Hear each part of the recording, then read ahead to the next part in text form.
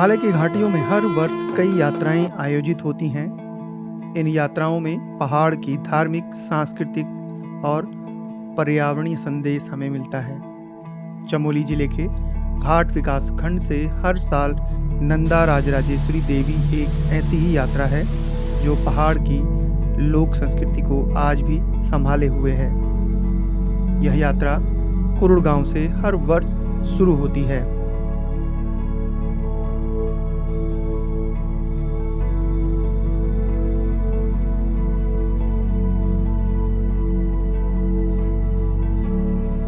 मां नंदा की डोली उस्तोली गांव से आगे बढ़ती है।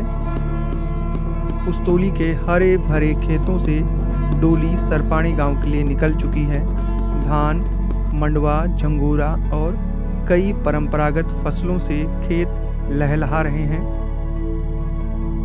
ऐसा लगता है मानो प्रकृति ने इस क्षेत्र को अन्न से संपन्न बनाया है। बरसात के मौसम में खेतों की हरियाली और भी बढ़ जाती है। पीले और हरे रंग से सुनहरे खेत दिखाई दे रहे हैं। इन्हीं खेतों के बीच से मां नंदा की डोली धीरे धीरे आगे बढ़ती है। डोली के साथ भक्तों के जयकारे भी पूरे वातावरण को भक्तिमय बना देते हैं। डोली जब एक गांव से दूसरे गांव के लिए जाती है तो उस गांव के लोग मां भगवती को छोड़ने के लिए जाते हैं। ढोल, दमऊ जो उत्तराखंड के पारंपरिक वाद्य यंत्र है और भंकार भी साथ में चलते हैं। मां नंदा के जयकारों के साथ हम जल्द ही सरपाणी गांव पहुंचते हैं।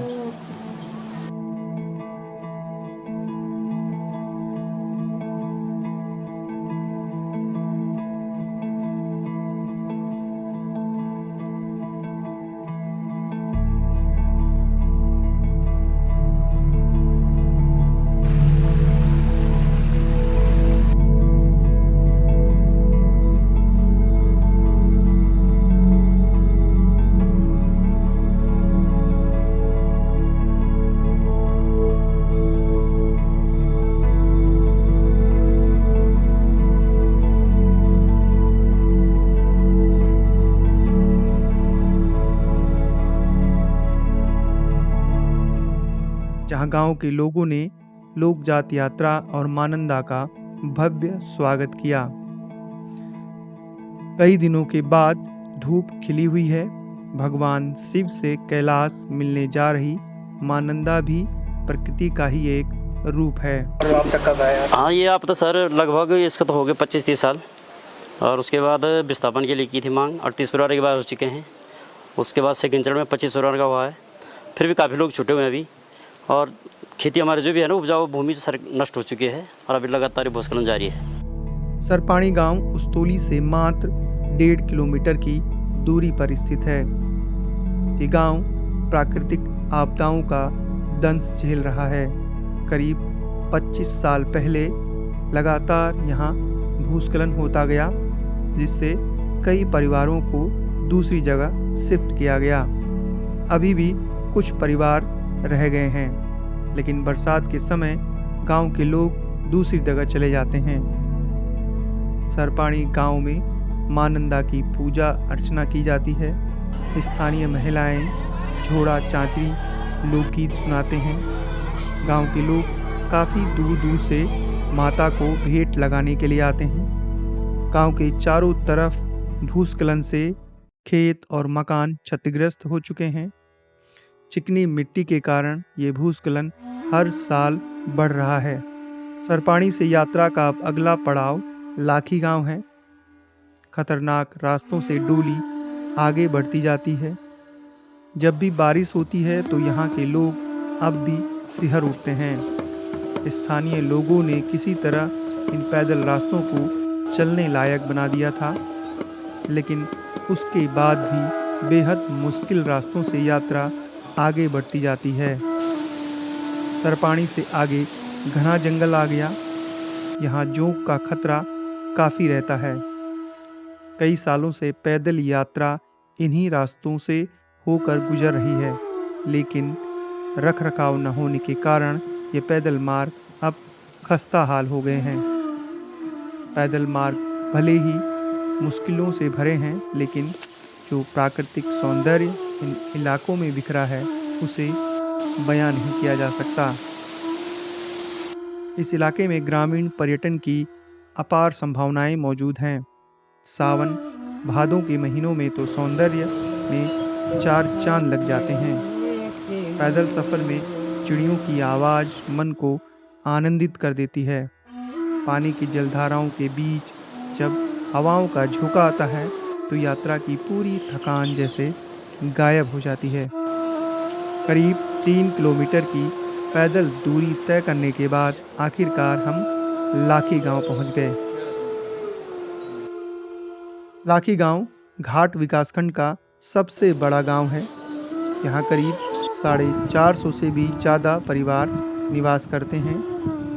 इस गांव को बुग्यालों का गांव भी कह सकते हैं, क्योंकि गांव के ऊपर गुदड़ी, छाती और रिखड़ी बुग्याल हैं, जहां ट्रैकिंग और कैंपिंग की अपार संभावनाएं मौजूद हैं। घने बांज, बुरांस, कैल, रागा के जंगलों से पूरा लाखी गांव घिरा हुआ है। समुद्र तल से इस गांव की ऊंचाई करीब 1950 मीटर है। गांव सड़क मार्ग से जुड़ा है और घाट बाजार से करीब 10 किलोमीटर की दूरी पर स्थित है। जी, आज का जो ये माँ राजराजेश्वरी हमारे ग्राम पंचायत लाखी में पहुंची और हमारे ग्राम पंचायत ने, समस्त ग्राम पंचायत लाखी बटियाना ने माँ भगवती राजराजेश्वरी की स्वागत के साथ जो हमारा दिन का लंच का कार्यक्रम था वो संपूर्ण किया। और यहाँ से हमने डोली की विदाई आज रात्रि का पड़ाव ग्राम पंचायत भेटी में होगा। और जो हमारे गांव में ये राजराजेश्वरी, इसके साथ 2 डोलियां चलती है, एक दसोली की और एक नंदा की। जो हमारी नंदा की डोली है वो राजराजेश्वरी है। इस गांव में प्रसिद्ध द्वारी माता का भी मंदिर है। नंदा देवी लोकजात की तरह ही द्वारी माता भी अपने भक्तों से मिलने के लिए क्षेत्र भ्रमण पर जाती है। यह इस गांव की ही नहीं बल्कि तमाम गांवों की इष्ट देवी है। खेत परंपरागत अनाजों से लहलहा रहे हैं। पुराने पत्थर, मिट्टी और लकड़ी से बने नक्काशी युक्त मकान आज भी गांव की शोभा बढ़ाते हैं। कुरुड़ की मां भगवती नंदा राजराजेश्वरी 19 दिनों के पड़ाव में देवराड़ा पहुंचेगी। आज मां नंदा का 7वां पड़ाव दिन में हमारे ग्राम सभा लाखी, और रात्रि पड़ाव उस्थौली में था। उस्थौली के बाद सुबह ग्राम सभा सरपानी में आई। ग्राम सभा सरपानी में भेंट पूजा आरती के बाद भाई मध्याह्न काल की पूजा के लिए हमारी ग्राम पंचायत लाखी में मां भगवती उपस्थित हुई। अभी कुछ देर पहले डोली पूजन के बाद डोली विदाई हुई। आज रात्रि विश्राम के लिए मां भगवती भेटी गांव में विराजमान रहेगी और कल यहां से यात्रा आगे बढ़ते हुए मध्याह्नकालीन पूजा श्याणी में और बंगाली में पूजा करते हुए नंदा को छोड़ते हुए बदान पट्टी में प्रवेश करेगी।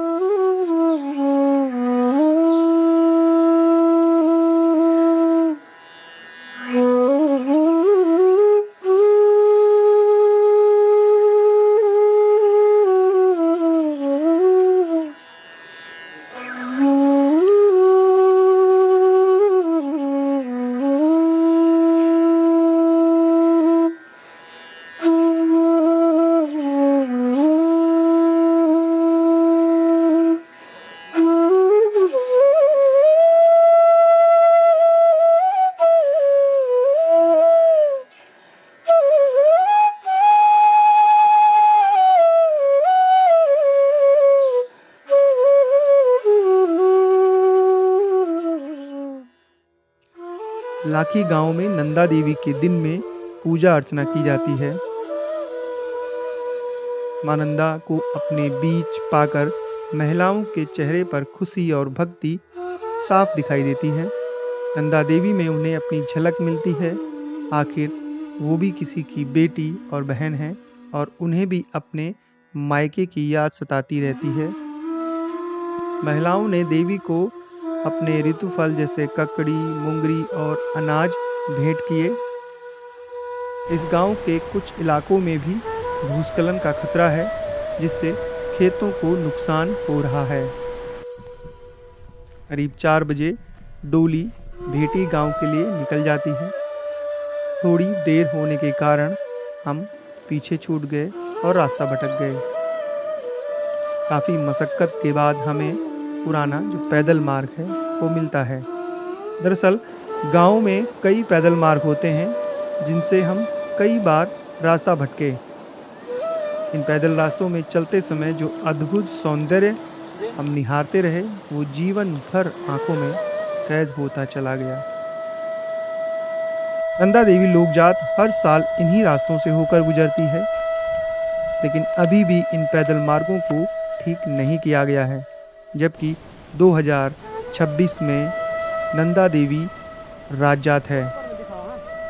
कदम जैसे जैसे आगे बढ़ते तो कहीं चिड़ियों की आवाज़, तो कहीं पानी की छोटी जलधाराओं की ध्वनि, तो कहीं पर हवा के झोंके मन को सुकून मिल जाता। कदम जैसे जैसे आगे बढ़ते तो कहीं पर चिड़ियों की आवाज़, कहीं पानी की छोटी जलधाराओं की ध्वनि, तो कहीं पर हवा के झोंकों से मन को सुकून मिल जाता। शाम के समय सुनहरी सूरज की किरणें नज़ारों को अपनी आगोश में ले रही थी। धूप कम होने के कारण अब अंधेरा धीरे धीरे से गहरा रहा था। हम अभी भी भेटी गांव से काफ़ी दूर थे, जबकि डोली भेटी गांव पहुंच चुकी थी। घने जंगलों के बीच से होकर कदम आगे बढ़ते गए। मन और दिल यहाँ के नैसर्गिक नज़ारों में खोता चला गया।